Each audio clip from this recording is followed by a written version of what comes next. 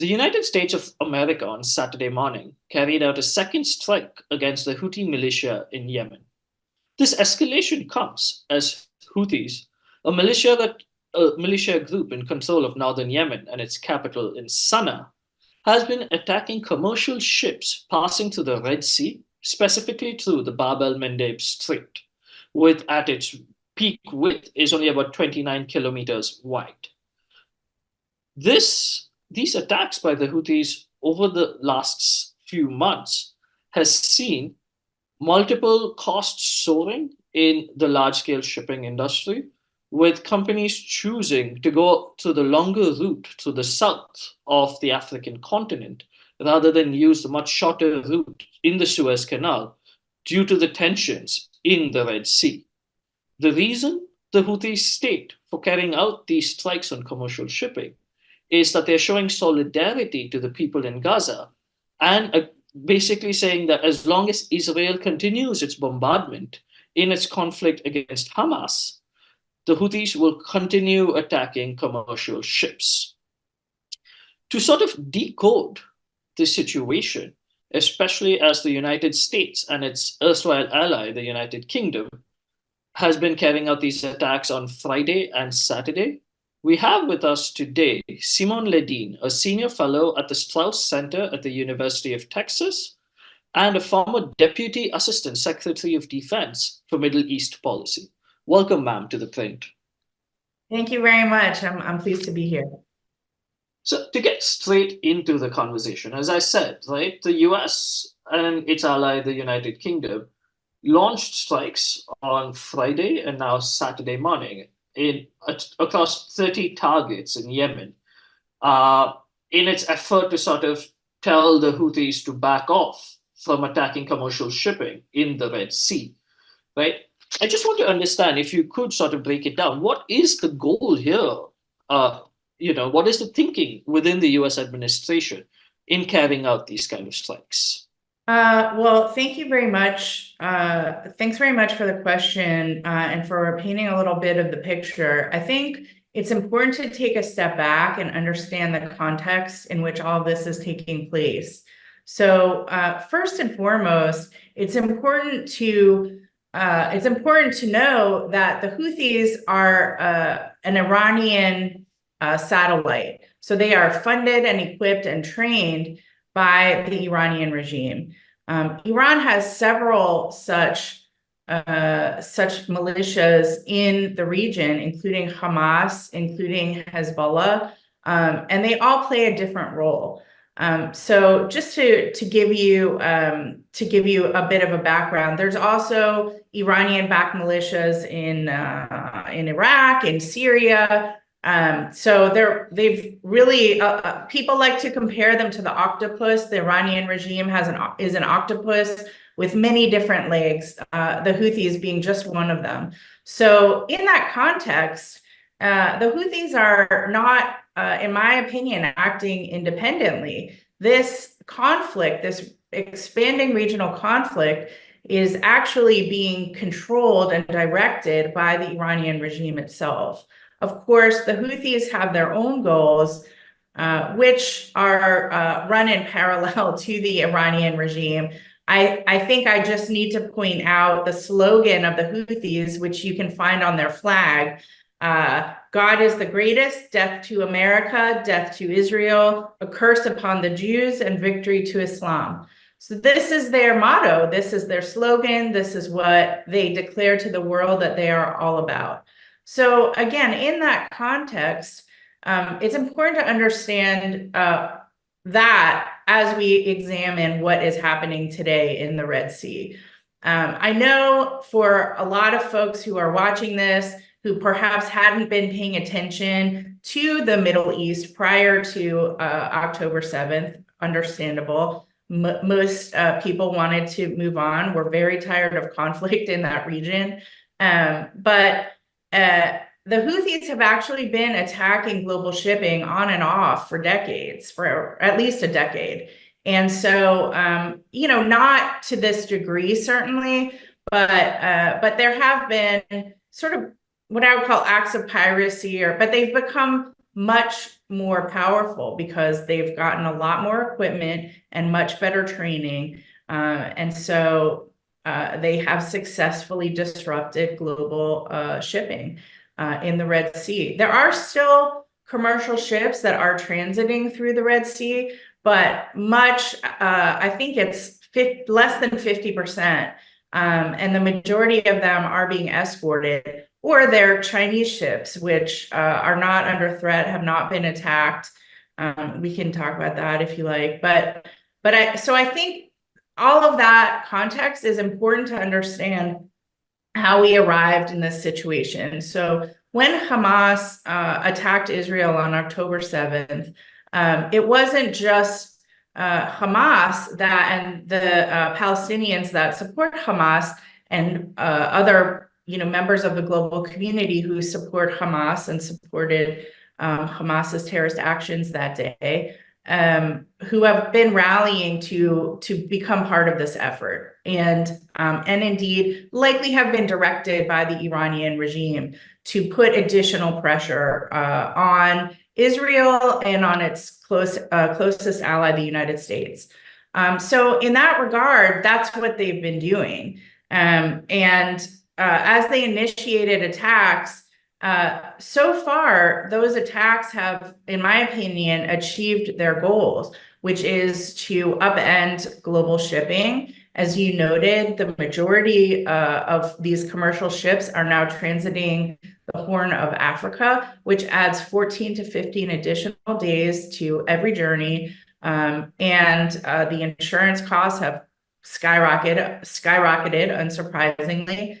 And so they so far have achieved, in my opinion, their goals, and I do not believe that they're dissuaded. If you know anything about the Houthis, this is actually their dream scenario. They want to be noticed and by the United States. They want to be fought and attacked by the United States. Of course, it's important to note that we and the UK are responding defensively. We have been attacked multiple times, and they attacked unarmed ships as well.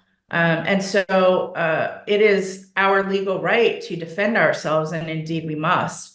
And that is the situation in which we find ourselves today. Right. And I understand two things from that. I just want to sort of add my next question, sort of to move this conversation a bit forward, is that you say that the US and the UK have a legal right to defend themselves, but the joint statement that was made yesterday on Friday rather said that we want de-escalation. And even after the attacks on Saturday, I think a White House spokesperson, John Kirby, said, in a statement that we're not interested in a war with Yemen. We're not interested in conflict of any kind. Right? In fact, everything that President Biden has been trying to do is to prevent an escalation of this conflict. Yet, these comments come after carrying out retaliatory strikes or escalatory strikes against Yemen, whom the US and the UK are not or have been in conflict with in the recent past. I just want to understand, how the tone of the language being non-de-escalation, yet having escalatory strikes, right? What is the legal background for allowing the US and the UK and their military specifically for doing this? And secondly, how would they actually end up de-escalating the tension in the Red Sea? Because as some reports have noted, since the US's strikes, global oil costs have increased by about 2.5%. There has been a rising tension that this is a beginning of something new that the US and the UK are trying to step into. So, just juxtaposing the language with the actions and where does the legalities here lie? Sure. So I think there's a lot to unpack in that question. I think I'll begin with the first part of your question regarding the legality. So the legality is clear in terms of the laws of armed conflict. The US and the UK ships, again, unarmed ships, were attacked by the Houthis. And so I mean, this is an international norm. A country is allowed to defend itself, to respond in a defensive manner. If you look at the list of targets that were hit by the United States and the British, it's radars, it's launch pads for some of these missiles, it's storage facilities for these missiles, for the drones that have been attacking them. So there is clear legality for these strikes. Now, with respect to the escalation ladder, I think it's important to note that I don't know exactly how many attacks the Houthis committed against the United States and the UK and other, flagships that are part of, our global commerce, but more than 24, I believe. There were many, many attacks before anybody responded. That is escalation. That is escalation. And so there was an understanding, I believe there must have been, that to continue to do nothing actually is encouraging escalation, because these attacks will not stop without any action. And so the idea now, this is what the United States and Britain are communicating, that we are acting in order to stop these attacks. And what their messaging is, if you, the Houthis, stop attacking us, stop attacking global shipping, this is over. We have no desire to take this any further than we already have. And I know that's the case, because if you look at the Biden administration and the actions they've taken since early 2021, when they took over, they have been they've taken a much different approach with the Iranian regime as a whole, with its proxies, including the Houthis. They delisted the Houthis, which the Trump administration had put on the designated terrorist organization list. So they throughout have been messaging, both privately and publicly, we don't want a conflict. The problem is that message, unfortunately, has been viewed as a message of weakness on the part of the United States, and a message perhaps of apathy. And in fact, the lack of action after so many attacks really proved that point. So the Biden administration has really been placed in a corner where they now must fight their way out, and that's what they're doing right now. Right, and I just want to pull out something from what you said, actually, to the answer of my first question. And you said that the Houthis want to be noticed by the US, right? They want this conflict. They've been pushing for this conflict. And now the Biden administration, like you said, have been backed into a corner where their only answer is to fight their way out, right? How then? I mean, given your experience, long experience working in the US administrations, how did this situation arrive, right? Because the Houthis want this. So at the end of the day, it seems like it's a no-win situation for the US, the UK, and in general, the Western powers, because both of these countries symbolize the West. So in this no-win situation, how did we arrive here, right? And what is the context with which the US and the UK have found themselves pushed to this corner? Well, great question. I think there's several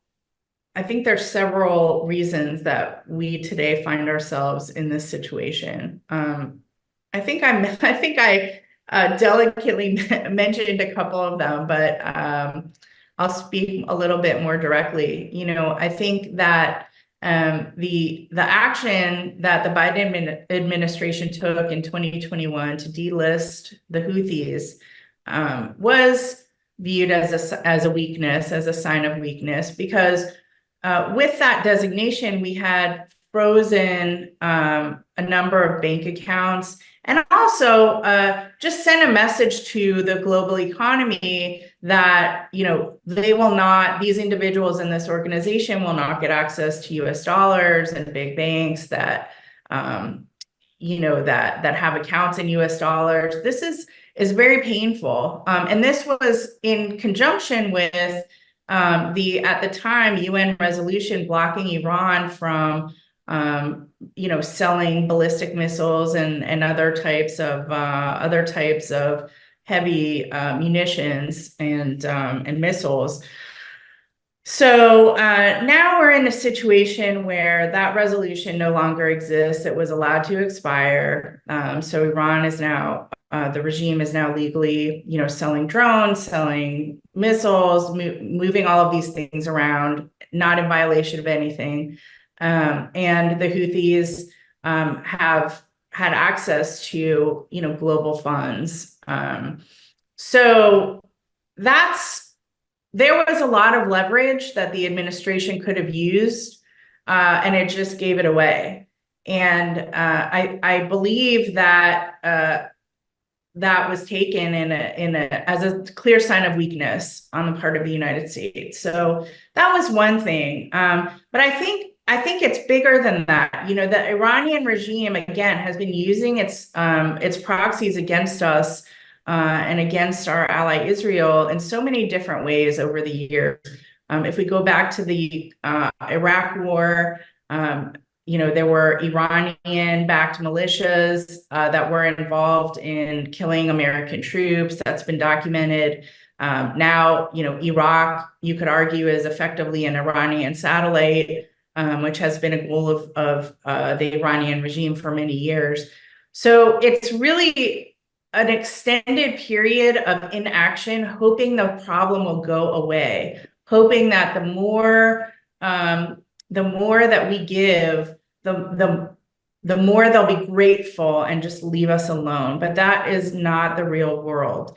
And that is not the world, unfortunately, that we live in. And we are seeing now that, in fact, no one was grateful. And in fact, they feel emboldened. They felt emboldened. Again, both the regime and the Houthis in particular at this moment have felt emboldened to act. So while I agree with your statement that it is, in a way, a no-win situation, I think a clear win is the restoration of global trade, the reopening of the Red Sea and the Bab el-Mandeb, where global shipping does not feel at risk and they stop transiting, down the Horn of Africa and go back to transiting the Red Sea. And that means for us that costs of goods will go back down to the levels that they were. We in America haven't really felt the pain of this conflict yet.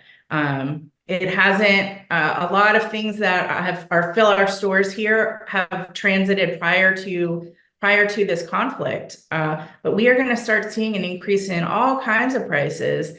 And the American people haven't really seen that yet. So I think the Biden administration in this election year are going to feel a lot of pressure the longer this goes on, the more unhappy the American people become if this is not resolved quickly. Right, and I understand that, and I just sort of want to expand the sort of view we have here. And this question is sort of a two-part question, and the first is the Houthis have long been in a war against Saudi Arabia, when the Saudi Arabian-led coalition had multiple airstrikes for many, many years. But then they've had a sort of tentative ceasefire, and reports of the Houthis and the Kingdom of Saudi Arabia working towards a peace deal. The Houthis even said on Friday that these attacks will have no impact on its negotiations with the kingdom for a long-term peace in Yemen, right? I just want to understand the first part of the question is, with the US-UK escalatory strikes in Yemen, what does this mean for US's relationship with its allies in the region, who would have to face, the majority of any blowback given their geographical location closer to Yemen than the United States? Which then leads to part two of the question is, with these escalatory strikes, the Houthis have been very clear. As long as Israel bombards Gaza, we will do this. This is a sign from the US and the UK making it very clear that they are in full support of Israel's actions in Gaza, which has seen multiple nations calling for a ceasefire, multiple European nations and sort of NATO allies saying, we need to rethink Israel's approach. And Israel also facing a case in the International Court of Justice, which is ongoing, right? So that's the second part of the question: is this a sign by the US and the UK saying we're okay with what Israel is doing in Gaza? And what then does that mean to its allies in the region who may not, be particularly happy with that? Right. So in both sense, I just want to understand how in case one and in case two, or part one and part two of my questions, what would the allies in the region sort of feel from these decisions? So I think there is a connection, a connecting tie between your two questions, or the answer to your two questions, which is what is being said in public can in many points be quite different from what is being said in private. So to give a little background on the Saudi involvement in Yemen, let's recall in 2021 that Houthi missiles and drones were being intercepted above Saudi cities and oil installations. These attacks were shocking to the Saudis, and rightfully so.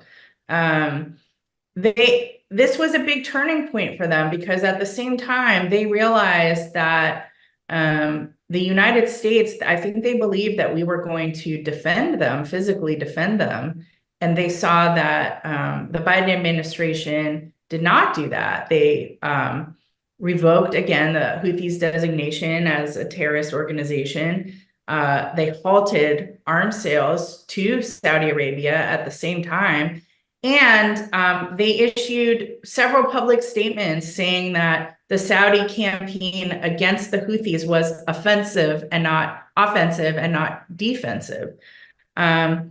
So that combination of things, the Saudis understood, okay, this strategy and this belief that we have held is no longer valid, and we have to change our strategy. And that's exactly what they've done. They've reopened diplomatic relations with the Iranian regime. They, again, like you said, they've been in negotiations. They completely pulled out of Yemen. And so they've made a massive shift. After being burned so badly by the Biden administration, it makes no sense for them to come out and speak openly and harshly against the Houthis. It's not in their interest, especially as they continue to believe, and I would argue rightfully so, that this administration will not support them and does not have its back, even though Saudi Arabia is an important ally of the United States. So it's a pragmatic approach, and the Saudis are nothing if not pragmatic. And it's, in my opinion, understandable that they have taken this approach. Now, with respect to the message that the United States and Britain are sending, yes, they are fully behind Israel. They fully support Israel's right to defend itself after horrendous, monstrous, barbaric attacks against their civilian population, women, children, the elderly. These are documented. The case in the International Court of Justice is an embarrassment to the United Nations, and actually is showing a lot of people what a farce it really is. This is not a serious organization. The Israelis yesterday laid out an incredibly strong case as to why this case that was brought by the South Africans was such a joke. And I really find it personally sad that we, as a civilization, we are having to argue these things. It's you want to believe humanity has moved forward in some way, and this actually has been very discouraging. But it is heartening to see the United States and Britain standing up for Israel, giving them the space that they need to conduct the operations that they need to in order to assure the safety of their citizens, of their country. And I think it's it's important to say that, and it's important to keep saying it, because the voices on the other side who are distorting the truth, who are saying things that are simply not fact-based, need to be addressed at every point, on every point, and at every turn. And so I applaud the Israelis for their case that they laid out yesterday. I thought it was very strong. And the United States and Britain will continue. It looks like they're really putting their muscle behind their words, and are supporting Israel, however possible. Now, it's clear that this is all very public. In private, there are some discussions about, hey, this is a little much. My opinion is that, I mean, we do have leverage there. Obviously, we're such a close partner of Israel. We give them a lot, they give us a lot. So it's normal for countries to have those kinds of discussions. But I think it's important that those conversations are kept behind closed doors and there is a united front publicly.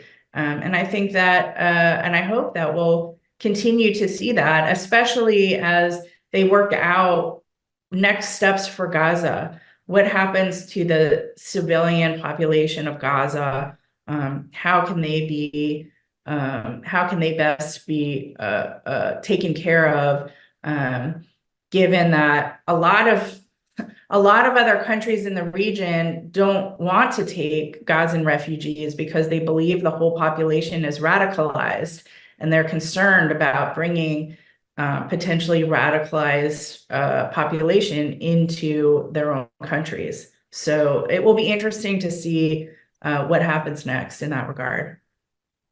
Right. And I mean, this is my final question, and it's again something which you had mentioned earlier. And it's with regards to Chinese shipping. You mentioned that the Chinese shipping, commercial shipping, has not been affected by the Houthi attacks, and there is context to this, with China being one of the biggest movers in the Middle East for the Iranian-Saudi reconciliation that we saw earlier last year. President Xi had a state visit to Riyadh, a very successful state visit, many would say, last year as well. So, I just wanted to understand, and for the benefit of the viewers, how has China been able to position itself, as you said, to sort of, have its ships go through the Suez and the Red Sea without fear of a Houthi attack? Well, I think the answer is simple, actually. You know, like the Chinese shipping giant Costco folded to the Houthi demands and halted all of its deliveries to Israel. I think they and something we haven't really discussed yet is part of this effort is the Houthi attempt to blockade Israel from the south. And so the Chinese are going along with it. And that is significant. And that, in addition to its very close relations with Iran, I mean, they are a massive customer of Iran in terms of oil and gas. Chinese get the majority of their energy actually from Saudi Arabia, but Iran is also a big supplier for them. So it makes sense that that Chinese flagged ships are off limits, and we've seen that play out over the last I guess few months now, since this whole conflict started. So it's very clear. In a way, it's clarifying a lot of things, because I think China, they resisted taking a side on many of these issues for as long as possible. But I think the gray areas are fading a bit, and things are much more black and white now. And you can see countries are lining up on one side or the other, which, if you're a student of history, is not a happy occasion. But you can see clearly, who's taking which side, and the Chinese have clearly taken a side, and for now it's working out for them. Right, yes. And so that was my final question. And thank you so much, ma'am, for joining us for this interesting discussion that has no right answer, I think, at this moment, and one that everyone is trying to understand, because the US UK escalatory strikes have had, a larger impact, and people, especially from this part of Asia, have been questioning the motivation behind this, given that for almost 23 years, we've seen the US some way or form involved in the Middle East, be it its war on terror that began in 2001, or the war in Iraq at some point in 2003. Right, and now people, looking up at Yemen. So it's a important conversation to be had to understand, the thinking in Washington D.C., the calculations that DC is looking at, and I think the way you sort of contextualize this as the Biden administration pushing itself into a corner is something that I think is, for me, something new to sort of understand, that this is the way people are looking at it. And I thank you again for joining us with the point, and I hope you had a good day. Thank you very much. It's my pleasure. Thank you for having me. Thank you, ma'am.